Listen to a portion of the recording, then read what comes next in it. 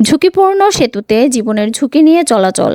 গাইবান্ধার সাঘাটা উপজেলার গোবিন্দপুর হলদিয়া এলাকার একটি গুরুত্বপূর্ণ ব্রিজ দীর্ঘদিন ধরে ভেঙে পড়ে থাকায় চরম দুর্ভোগে পড়ছেন স্থানীয় বাসিন্দারা।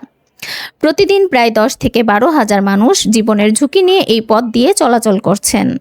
স্থানীয় সূত্রে জানা যায়, প্রায় 10 বছর আগে ব্রিজটি নির্মাণ করা হয়েছিল, কিন্তু নির্মাণের কয়েক বছর পরেই এইটি দুর্বল হয়ে পড়ে এবং আনুমানিক 4 থেকে 5 বছর আগে ব্রিজটি ভেঙে যায়। এরপর থেকে কোনো স্থায়ী সংস্কার বা পুনর্নির্মাণের উদ্যোগ না নেয়ায় এলাকাবাসী নিজেদের উদ্যোগে রাস্তার গাছ কেটে অস্থায়ীভাবে চলাচলের ব্যবস্থা করেন। বর্তমানে সেই অস্থায়ী ব্যবস্থাও অত্যন্ত ঝুঁকিপূর্ণ।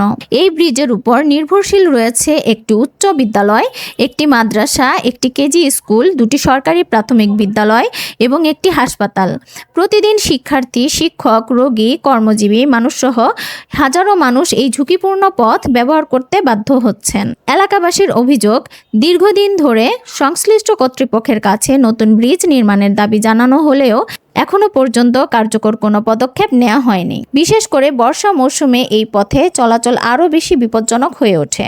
স্থানীয়দের দাবি, জনদুর্ভোগ লাঘব এবং দুর্ঘটনা এড়াতে গোবিন্দপুর হলদিয়া এলাকার এই ব্রিজটি দ্রুত পুনর্নির্মাণের উদ্যোগ নেওয়া হোক। তারা সংশ্লিষ্ট প্রশাসন ও সরকারের ঊর্ধ্বতন কর্তৃপক্ষের জরুরি হস্তক্ষেপ কামনা করছেন।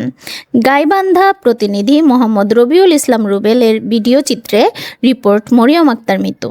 ZTV অনলাইনের ভিডিওগুলো ভালো লাগলে অবশ্যই ফলো, লাইক এবং শেয়ার করে আমাদের পাশেই থাকুন।